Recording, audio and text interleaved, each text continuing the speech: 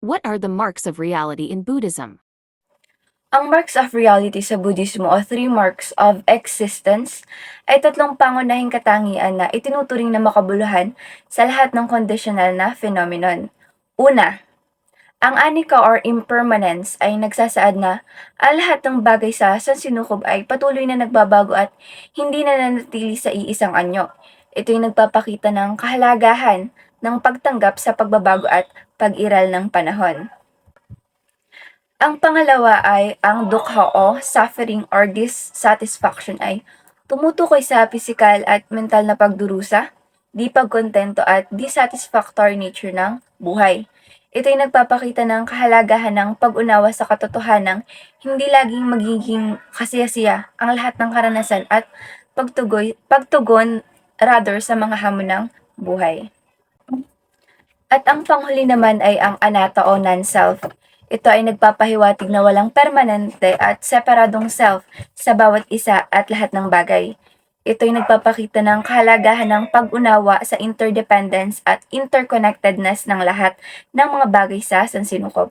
Sa pagkilala o pakikisama sa tatlong marks of reality, nagbibigay daan ito sa mga individual na maunawaan ang kalikasan ng buhay at magkaroon ng mas malalim na kasanayan sa pagiging hindi attached sa mga bagay-bagay.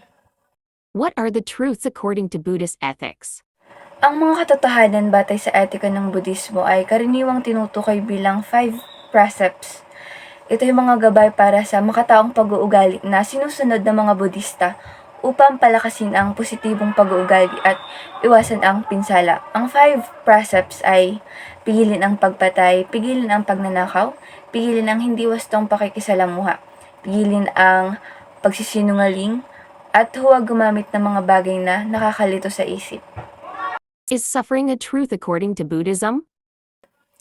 Oo, itinuturing ang suffering bilang fundamental na katotohanan sa Budismo. Ang konsepto ng dukha ay sumasaklaw sa pisikal at mental na pagdurusa, di pagkontento at hindi kasiyasiyang kalikasan ng lahat ng kondisyonal na phenomenon. Ang pagkilala sa realidad ng suffering ay mahalagang aspeto ng Four Noble Truths na itinuturo ng Buddha. How to alleviate suffering? Upang bawasan ang suffering, sinusundan ng mga Budista ang Noble Eightfold Path na isang serya ng praktika na naglalayong palakasin ang karunungan, ethical na pag-uugali at mental na disiplina. Sa pamamagitan ng pagtahak sa landas na ito, maaring unti-unting mabawasan at lampasan ang pagdurusa sa pamamagitan ng pagpapaunlad ng paningin, habag at pagmamasid. What is karma according to Buddhism? At ang karma sa Budismo ay tumutukoy sa batas ng sanhi at epekto ng namamahala sa lahat ng aksyon.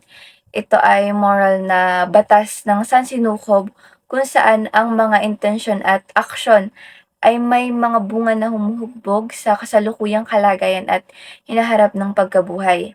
Ang positibong aksyon ay nagdudulot ng positibong resulta, habang ang negatibong aksyon rather ay nagdudulot ng negatibong resulta. Sinusunod ng Budista ang pagpapaunlad ng mabuting karma at sa pamamagitan ng masining na pag-iisip, pananalita at gawa upang mag-progress sa landas ng kalayaan.